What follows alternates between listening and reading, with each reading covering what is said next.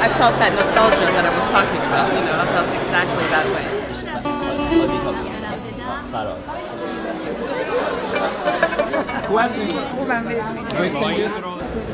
My organization, Foundation for Iranian Studies, was the first to, or one of the first, to create an archives of oral history. So the issue of memory and remembering in relation to events outside and changes outside, and how one creates one's past as one narrates it, has been a very significant area of interest for me. I've also written a book called Women in Exile, which was memoirs or life stories, autobiographies that I helped put together of women from 12 different countries, including my own. So the questions regarding memories and past and present and relating the past and present have been very interesting to me. That's why I'm so pleased and proud to be in the company of 3 extraordinary women memoirists. As you all know, the issue of creation of memoirs has not been one that has had much of a lifespan in, as a genre in Iranian literature. But in recent years, especially in the last couple of decades, we've been really blessed with a huge number of memoirs, most of them by women. And it leads us to think whether some interesting cataclysmic events have a role in wanting people to tell about the changes that have happened to them. And as the late beloved poet Nader Naderpour used to say, the recent revolution sort of was like a tablecloth being pulled from under a table full of various objects. Everything has changed its place. Everything has been replaced and reorganized. And so it goes for everyone's lives. And I suppose to write memoirs is one way of dealing with that, to creating a new identity or understanding the old identity, or relating the two together. So whatever the cause, we're going to be discussing that tonight with some of the people who have, who are best located, best qualified to talk about it. Our memoirists tonight, I'll introduce the 3 of them, and you know all of them, but just say a few words about them to refresh your memories. And then what we will do is try to answer maybe 2 or 3 questions that come to mind about this exercise of creating memoirs. And then, of course, we'll hopefully have you engage in the conversation as well. So the 3 women who are here tonight have come from 3 different contexts, but different but similar. Roya Hakakian is a writer. She's a poet in Persian and a memoirist in English. She's a human rights activist. Her memoir, Journey from the Land of No, won the Latife Yarshater Award in 2004 and the Elle Magazine Reader's Choice Award in 2005. She's co-founder of Iran Human Rights Documentation Center, editorial member of World Affairs Journal, and a blogger for that journal. Her new book is about the Mykonos murders, now for something entirely different, I guess, but very fascinating narrative that the book is coming out next year. And it's in the genre of creative nonfiction. Roya lived in Iran until the revolution, and since then has been living in the United States. Tara Bahrampour is a staff member of the Washington Post, a journalist.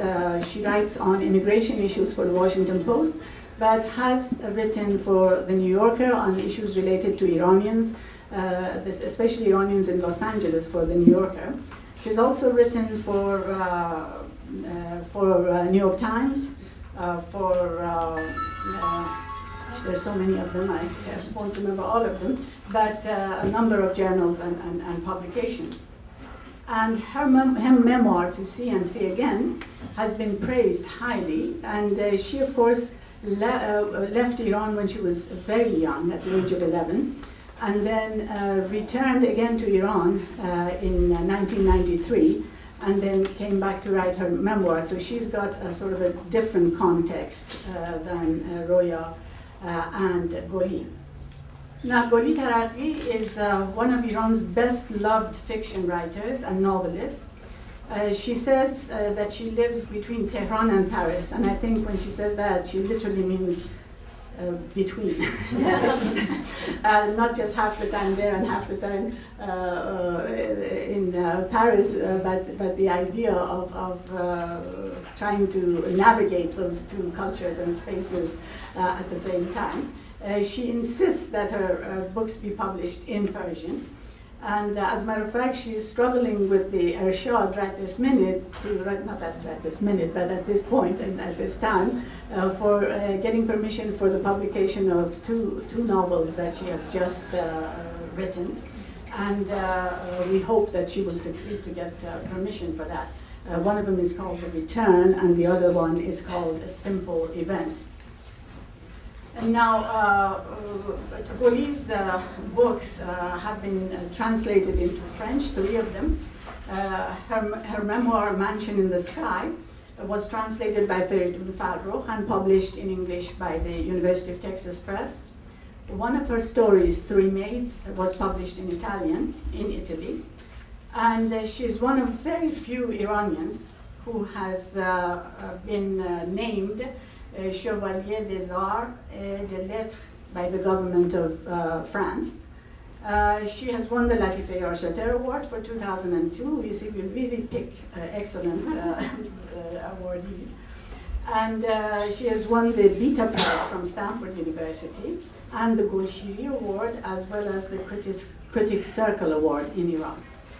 And her, 2 of her novels, one The Pear Tree and the other Beta, have been made into films in Iran by CFG. So Goli is someone who's spent most of her time in Iran and most of her life in Iran, and she still spends considerable time there. So you have 3 different perspectives, 3 different contexts in terms of memoirs and memoir writings and the relationship of that to the context of Iran and exile.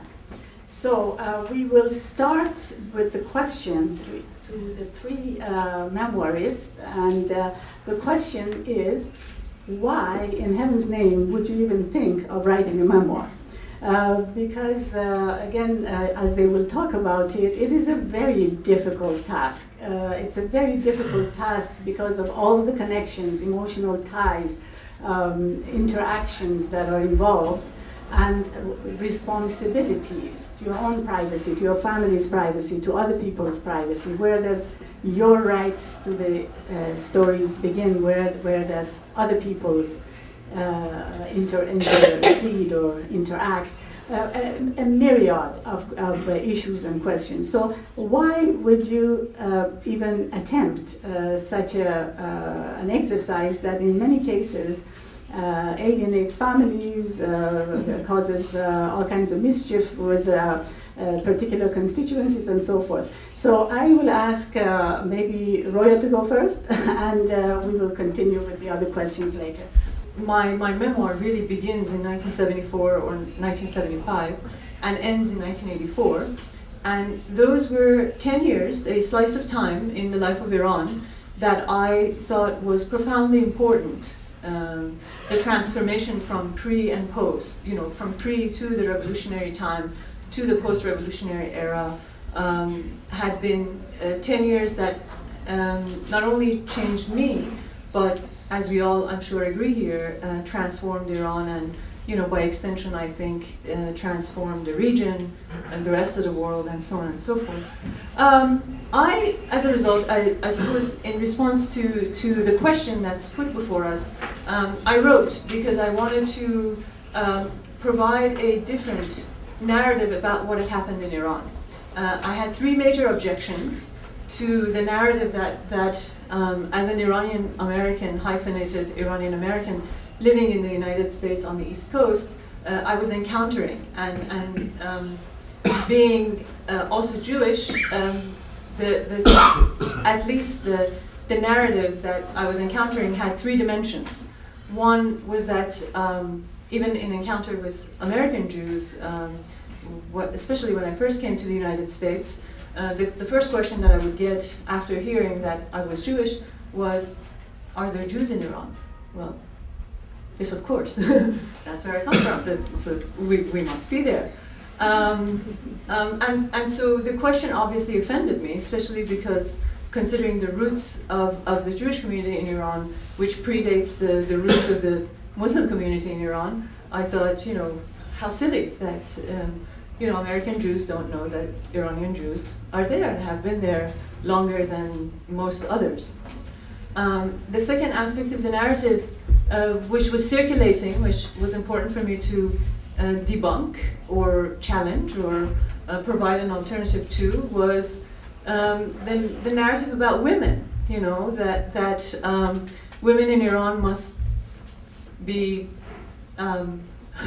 creatures who are subdued, incapable, incompetent, without a voice, which, again, for most of you who are in this room, is clear that that was not the case.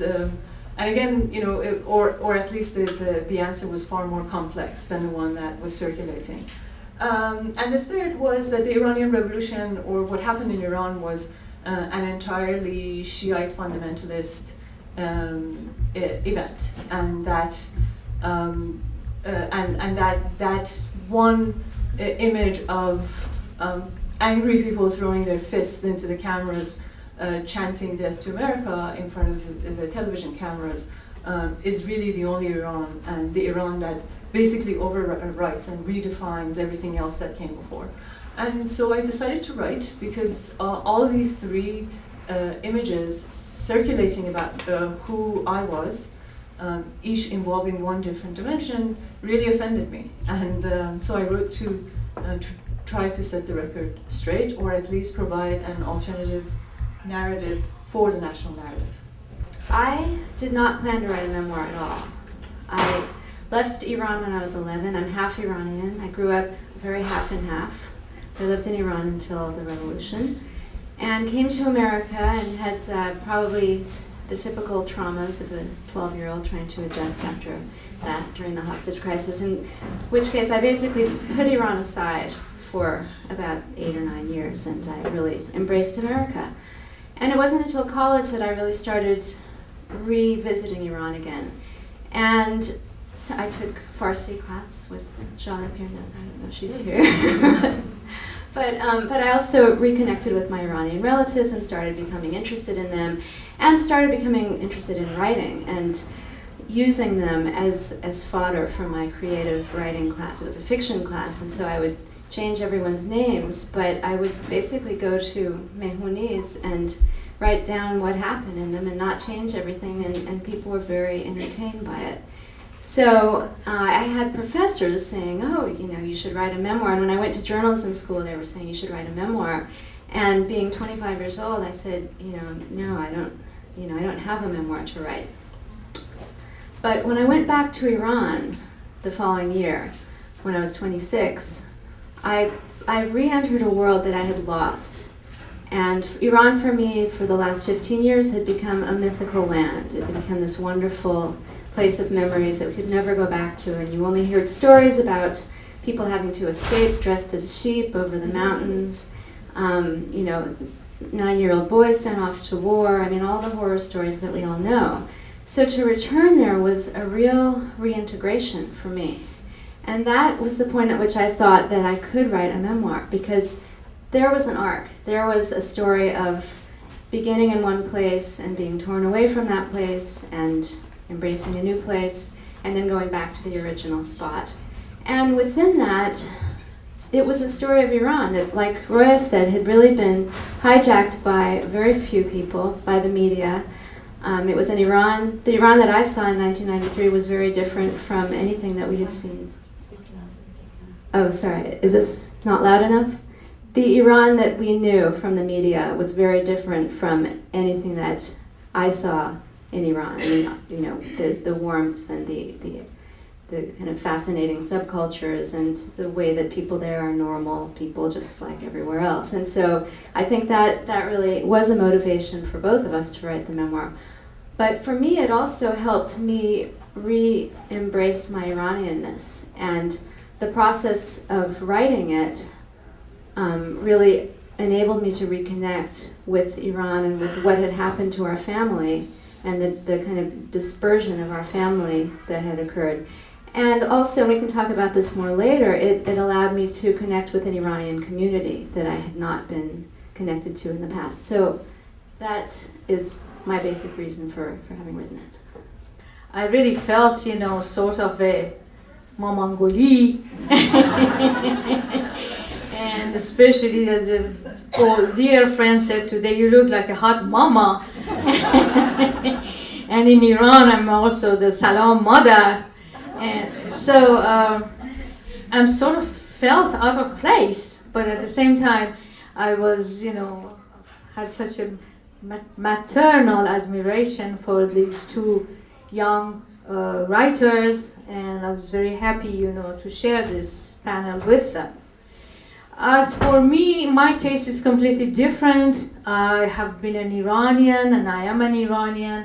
I have all those, at the age of 16, my father sent me to America and said that just go and make something out of yourself, like the way I did. Don't come to me, I won't give you a penny.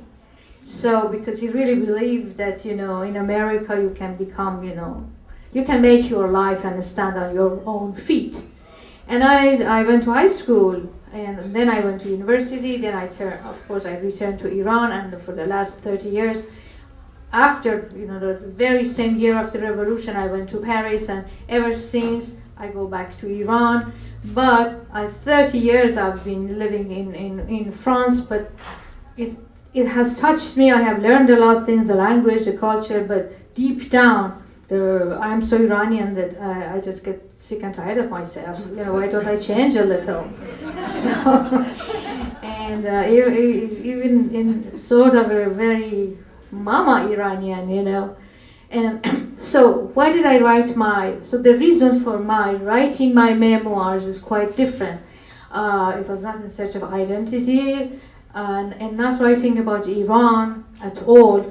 It was just that I'm a writer, and even if you read my memories in Scattered Memories, خاطره‌های پراکنده, or دو دنیا, my two worlds, they are written like stories. I wanted to write stories, actually, but stories, the characters I picked up from my family, because I have this privilege of to have such an extraordinary family that each one of them is a real character of a good novel, especially my father, you know. If I had an ordinary family, I probably wouldn't write about them. But really, these people in my family are outstanding. So then I was in Paris with my two small children. I thought I would just go back, you know, in 6 months when I came to Paris, and it lasted 30 years because war started, and it lasted 8 years. And after that, my children who were in school, it was too late to take them back. But I went to Iran and took my children with me every year, once or twice. So, but still living in Paris, somehow it was very difficult for me. I didn't know the culture, I didn't speak the language, and I fell into an extremely deep depression. And you know, one of the characteristic of the depression is regression. It means that you really go back, even as a personality, you know, desires you go back. And I lost somehow the touch with time, because the actual time, at that time, it was very unpleasant. And future also, I was very uncertain. So I kept looking back, and in looking back in a way, that it was the only time real. It was reality of the time of the past which pulled me back to look.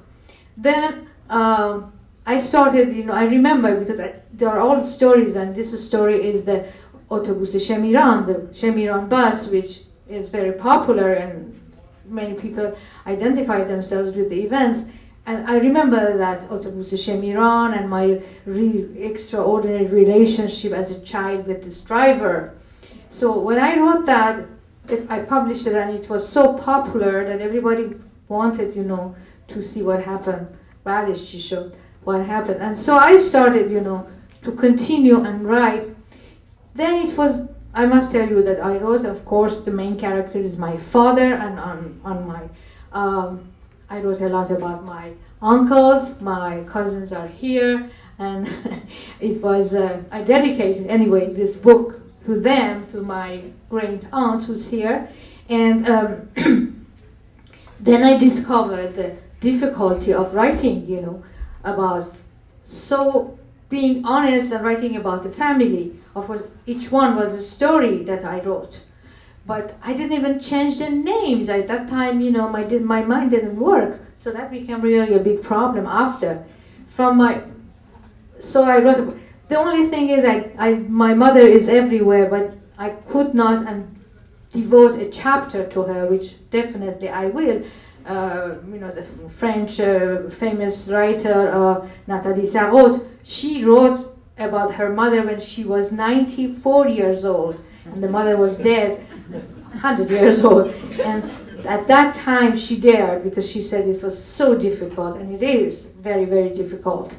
Azar Nafisi is an exception, and with this courage. Anyway, but still I teased, I said,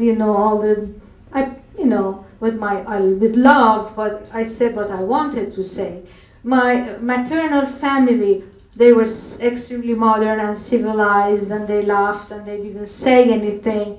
They didn't make any objections, because I've sort of, teased my uncles a lot, I exaggerated, it was a little reality and fiction.